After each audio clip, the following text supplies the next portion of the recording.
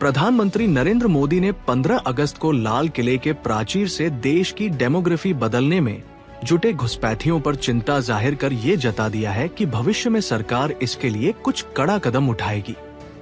PM Modi ने साफ साफ शब्दों में कहा, मैं आज एक चिंता और चुनौती के संबंध में आगाह करना चाहता हूं। सोची समझी साजिश के तहत देश की डेमोग्राफी को बदला जा रहा है। एक नए संकट के बीज बोए जा रहे हैं। ये घुसपैठिए मेरे देश के नौजवानों की रोजी रोटी छीन रहे हैं। ये घुसपैठिए मेरे देश की बहन बेटियों को निशाना बना रहे हैं। ये बर्दाश्त नहीं होगा। प्रधानमंत्री नरेंद्र मोदी ने कहा कि मैं आज लाल किले की प्राचीर से कहना चाहता हूं कि हमने एक हाई पावर डेमोग्राफी मिशन शुरू करने का फैसला किया है। इस मिशन के जरिए जो भीषण संकट नजर आ रहा है, उसको निपटाने के लिए तय समय में अपने कार्य को करेगा। जाहिर है कि केंद्र सरकार इस संबंध में कुछ बड़ा करने की तैयारी में है। मोदी के हर कार्य में विपक्ष को राजनीति की गंध आती है और ये मुद्दा तो पहले से ही बीजेपी बिहार, बंगाल और झारखंड के चुनावों में उठाती रही है। हालांकि एक बात और है कि बंगाल और झारखंड के विधानसभा चुनावों में दोनों राज्यों में बीजेपी को इस मुद्दे का लाभ अब तक नहीं मिला है। बिहार विधानसभा चुनाव सामने है। सवाल उठता है कि क्या बीजेपी पीएम के इस बयान को आधार बनाकर बिहार में बड़े पैमाने पर वोटों के ध्रुवीकरण कराने में सक्षम हो सकेगी? बिहार में डेमोग्राफी चेंज की राजनीति कितना सिरे चढ़ेगी? बिहार में बांग्लादेश और नेपाल की सीमा से सटे बिहार के किशनगंज, अररिया, कटिहार और पूर्णिया को सीमांचल के नाम से पुकारा जाता है। सीमांचल में अवैध घुसपैठियों के कारण डेमोग्राफी पूरी तरह बदल चुकी है। 1951 से 2011 तक देश की कुल आबादी में मुसलमानों की हिस्सेदारी जहां 4% बढ़ी है, वहीं सीमांचल में ये आंकड़ा करीब 16% है। किशनगंज बिहार का ऐसा जिला है जहां हिंदू अल्पसंख्यक हो चुके हैं। 2011 की जनगणना के अनुसार किशनगंज में मुस्लिमों की जनसंख्या 67.58% थी और हिंदू मात्र 31.43% रह गए हैं। इसी तरह कटिहार में 44.47, अररिया में 42.95 और पूर्णिया में मुस्लिम जनसंख्या 38.46% हो चुकी है। कई जिलों के दर्जनों गांवों में हिंदू अल्पसंख्यक होकर पलायन कर चुके हैं। कई मीडिया रिपोर्ट्स में बताया गया है कि अररिया जिले के रानीगंज प्रखंड के रामपुर गांव से दर्जनों लोग पलायन कर दोगच्छी गांव चले गए, जहां हिंदुओं की जनसंख्या अपेक्षाकृत अधिक है। कई जगहों पर इनकी जमीन मुस्लिमों ने खरीद ली है। घुसपैठ का मुद्दा केंद्र सरकार के लिए कितना अहम है, ये इससे समझा जा सकता है कि केंद्रीय गृह मंत्री अमित शाह ने बिहार में लोकसभा चुनाव का शंखनाद राजधानी पटना में न करके सीमांचल में किया था।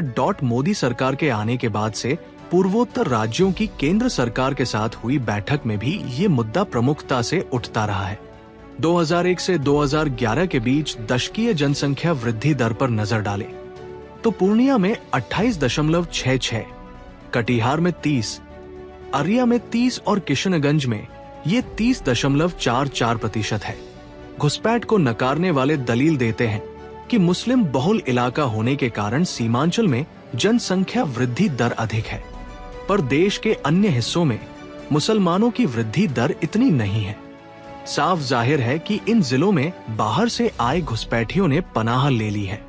यही कारण है कि बीजेपी ने डेमोग्राफी चेंज को राष्ट्रीय सुरक्षा और हिंदू अस्मिता से जोड़ दिया है। पीएम मोदी तक ने कहा कि बाहर से आने वाले घुसपैठिए हमारे जवानों की नौकरियां और रोजगार को खा जा रहे हैं। बीजेपी इसे देश की सुरक्षा के लिए भी खतरा बता रही है। 2024 के लोकसभा चुनावों में एनडीए, बीजेपी, जेडीयू, एलजेपी ने बिहार में 30 सीटें जीती, जिसमें बीजेपी की 12 सीटें थी। ये सफलता बताती है कि बिहार के लोगों को यह मुद्दा समझ में आ रहा है। पश्चिम बंगाल में 2026 के विधानसभा चुनाव नजदीक आ रहे हैं और डेमोग्राफी चेंज का मुद्दा एक बार फिर राजनीतिक विमर्श का केंद्र बन सकता है। पश्चिम बंगाल में जनसांख्यिकीय परिवर्तन खासकर सीमावर्ती जिलों जैसे मालदा, मुर्शिदाबाद और उत्तर दिनाजपुर में एक संवेदनशील मुद्दा रहा है। 2025 में राज्य में अल्पसंख्यक आबादी करीब 33% तक पहुंच गई है जबकि 1951 में ये 19.85% थी। इसके विपरीत हिंदू आबादी 78.45% से घटकर 65% के आसपास रह गई है। बीजेपी इसे अवैध बांग्लादेशी प्रवास से जोड़ती रही है। वहीं ममता बनर्जी ने डेमोग्राफी के मुद्दे को बंगाली अस्मिता से जोड़कर बीजेपी के लिए मुश्किल खड़ी कर दी है। उन्होंने बीजेपी पर मतदाता सूची में हेरफेर और बंगाली पहचान को कमजोर करने का आरोप लगाया। दिल्ली एनसीआर से बांग्लादेशियों को हटाने के मुद्दे को भी टीएमसी ने बहुत गंभीरता से लिया है। इसलिए ये कहना कि डेमोग्राफी चेंज का मुद्दा 2026 में प्रभावी हो सकता है, ये आवश्यकता से अधिक उम्मीद करना है। यह मुद्दा सीमावर्ती जिलों में ज्यादा प्रासंगिक है, जहां मुस्लिम आबादी लगातार बढ़ रही है। शहरी और मध्यम वर्गीय क्षेत्रों में रोजगार, भ्रष्टाचार और बुनियादी ढांचा जैसे मुद्दे डेमोग्राफी चेंज के मुद्दे से अधिक महत्वपूर्ण हो सकते हैं। बंगाल में धार्मिक ध्रुवीकरण के चलते बीजेपी को हमेशा नुकसान ही होता है, क्योंकि टीएमसी को अल्पसंख्यक वोटों का पूरा समर्थन मिल जाता है। पहले मुस्लिम वोट राज्य में वामपंथी दलों और कांग्रेस में विभाजित होता रहा है, पर अब एक मुश्त टीएमसी को मिल रहा है, जबकि बीजेपी को हिंदू वोटों का जरा भी लाभ नहीं होता है। झारखंड विधानसभा चुनाव 2024 में डेमोग्राफी चेंज का मुद्दा बुरी तरह फ्लॉप रहा है। विशेष रूप से बांग्लादेशी घुसपैठ और संथाल परगना में जनसांख्यिकीय बदलाव भारतीय जनता पार्टी बीजेपी के लिए अपेक्षित रूप से फायदेमंद साबित नहीं हुआ। बीजेपी ने इस मुद्दे को चुनाव प्रचार में जोर शोर से उठाया, लेकिन इसके बावजूद झारखंड मुक्ति मोर्चा जेएमएम कांग्रेस गठबंधन ने 56 सीटें जीतकर प्रचंड बहुमत हासिल किया, जबकि बीजेपी गठबंधन केवल 24 सीटों पर संतोष करना पड़ा। दरअसल झारखंड में आदिवासी और मूलवासी पहचान की राजनीति डेमोग्राफी चेंज के मुद्दे पर भारी पड़ गई। हेमंत सोरेन और उनकी पत्नी कल्पना सोरेन ने आदिवासी मूलवासी पहचान को मजबूती से उठाया। हेमंत ने खुद को धरती पुत्र के रूप में पेश किया और ये संदेश दिया कि बीजेपी की जीत से राज्य का शासन आदिवासियों के हाथ से निकल जाएगा। यही कारण रहा कि 28 आदिवासी आरक्षित सीटों में से जेएमएम ने अधिकांश जीत ली। हेमंत सोरेन के जेल जाने और जमानत के बाद उन्होंने इसे सहानुभूति के रूप में भी भुनाया। यही कारण रहा कि डेमोग्राफी चेंज जैसे मुद्दे हल्के पड़ गए, क्योंकि मतदाताओं ने स्थानीय नेतृत्व और भावनात्मक अपील को प्राथमिकता दी। बीजेपी ने बाहरी नेताओं जैसे असम के मुख्यमंत्री हिमंत बिस्वा शर्मा को प्रचार के लिए उतारा, लेकिन स्थानीय नेताओं जैसे बाबूलाल मरांडी, अर्जुन मुंडा या रघुवर दास को प्रभावी ढंग से आगे नहीं किया गया।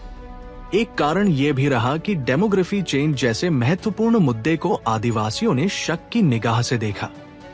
इसके विपरीत जेएमएम ने स्थानीय मुद्दों जैसे 1932 का खतियान और सरना धर्म कोड को उठाकर मतदाताओं से बेहतर तालमेल बनाया। इसके साथ ही डेमोग्राफी चेंज का मुद्दा बीजेपी के खिलाफ जेएमएम को आदिवासी और मुस्लिम वोटों को एकजुट करने का मौका दे दिया। राष्ट्रीय स्तर पर डेमोग्राफी चेंज का मुद्दा बीजेपी के लिए एक महत्वपूर्ण हथियार साबित हो सकता है। आगामी लोकसभा चुनावों के पहले उम्मीद है कि देश की नई जनगणना रिपोर्ट भी आ जाएगी। उम्मीद की जा रही है इस रिपोर्ट में